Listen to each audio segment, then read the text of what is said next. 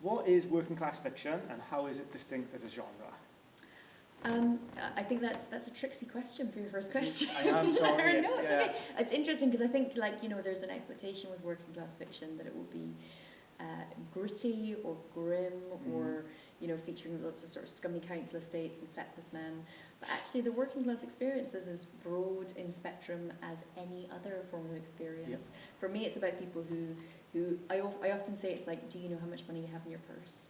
And that to me is what sort of defines sort of the working class experience, that you understand what things cost, Yeah.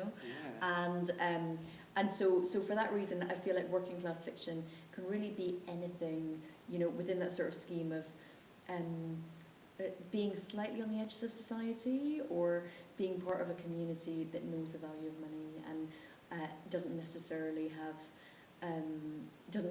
everything handed to them. Mm-hmm. But beyond that, it could be anything. It could be science fiction or romance. Like there's no reason for it to be that very sort of narrow, cliche representation. I don't think. Are the working class the intended audience of your writing? Yeah, I mean, I sometimes say that I wrote Tony Hogan with the long title. I wrote that for girls like I was growing up. Because I didn't see, when I was like a really voracious reader, but I only had access to the library, and I didn't really find that much working class literature, or much literature that like I felt represented my reality. And I couldn't understand that because, I could see that the communities I lived in were funny and, furious and interesting and eccentric, and I couldn't understand why they weren't in books, because to me they were just as interesting as middle class people having affairs and dinner parties. But what I will say is that for me, like obviously I love it if people from my background can read it and relate to it, and that's a real gift when that happens. But also like a lot of middle class people read it, or people who hadn't been exposed to that sort of background, and that engendered like some empathy and some understanding. And so I very rarely think of an ideal reader. I think that if they like a good story, I hope they'll like mine. Other than receiving much prestige for Tony Hogan, have you received much feedback from the communities you wrote about? Yeah, I have. I mean, one of the nicest things is that, so a lot of people passed it to their relatives. There's really strong sort of familial links, and so I got lots of women passing it to their sisters, daughter passing it to their mothers, whole generations of families just passing it down. Amazing for me. And also a lot of women who grew up like I did, who said, oh my God, like thank you for writing, not even about like the hard stuff, but sometimes just about like the lime green flare trousers that we all wore, or our love of Britpop, like just like those little details that make you feel seen and represented in fiction. So I mean that's kind of one of the best things about being a writer, I think, is like the privilege of people reading your work. Yeah. Is it only those from the working class that should write about the working class? If so, what do you think about George Orwell's The Road to Wigan Pier? That's a really interesting example, I think.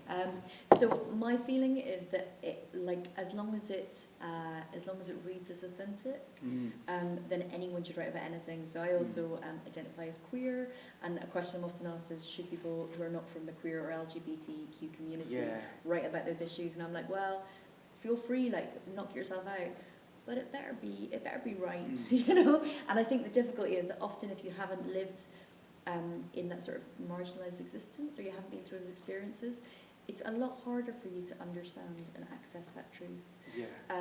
And George Orwell, I think, is a really good example. I read The Road to Wigan Pier in my 20s, so quite a long time ago now. But what I will say is that I think he was always very clear on the fact that he was like an observer. And so often, so when I write, so for instance, I wrote about, for my second book, I wrote about going through Russia, which is a fascinating place, but I only did it through my characters being an observer, because it wasn't my story to tell, And so I think that's where the balance is. But I really believe that anyone should be free to write anything they want to, but be sure you can do it well. Don't appropriate. Yes. Until reading Tony Hogan, I was afraid of addressing my working class background. In some ways, I actually tried to repress it in my writing and my character. What would you say to any underprivileged writers out there thinking about how to tackle those issues with words? I really, I understand that fear that if you write about something that isn't often seen in literature, that you'll narrow down your chances. I was just speaking to Lisa Bloor earlier about this. I think there's a real appetite for this sort of literature now. Even in the 8 years that have been published, I feel like people are actively looking for more marginalised voices, whether that's like ethnicity or sexuality or socio-economic spectrum, they want new stuff because otherwise you just end up sort of churning out the same sort of monocultural books. And also, you know, if your book is good, it will get published. I really think that, like, not everyone who's a good writer gets published, but if you have written, but you might as well write a book that you really want to write, you know, and write, because that will be the best book that you can write, and that gives you the greatest chance. And that's irrespective if you're writing about middle class issues or sci-fi or working class fiction. So if that's the thing you're drawn to write about, you should write it. Okay, excellent, excellent. For me, poverty is a white man-made problem, exemplified in the recent UN report, and just one of the myriad ways the bourgeoisie can control those they perceive to be beneath them. Should working class fiction address the larger issues of corporate politics and neoliberalism, or stay true in humanising the swept-aside council state communities? I'm enjoying this a lot, by the way, like after the revolution. I find it hard not to inflect my politics, I'm sorry. Why should you not? Yeah. Again, I think it's personal choice. Like, I think there's a real danger of working class writers being expected to somehow represent, you know, and that isn't really fair, because no other writers are asked to take on a political burden. I personally, that's one of the main reasons that I write, is because a lot about the world really pisses me off, and I want to have some way of changing it, and this feels like a small way of doing it. But that should really, there's no responsibility, I think, because we shouldn't, you know, we've already had to jump through hoops to get into an industry that is elite and isn't necessarily set up for working class writers. We shouldn't then also feel the burden to take on a political sort of, you know, agenda too. But I also think that just being a working class writer, writing in Britain, which is still a white middle class industry, is political in itself. Just having those books in the public forum and being published is political. So. Amazing, thank you. How do you stay hopeful as a working class writer in a time when common people are being lambasted by the Conservative government, stripped of dignity and even destiny, as they must fight harder against unemployment, welfare cuts, NHS dismantling and the fallout of Brexit?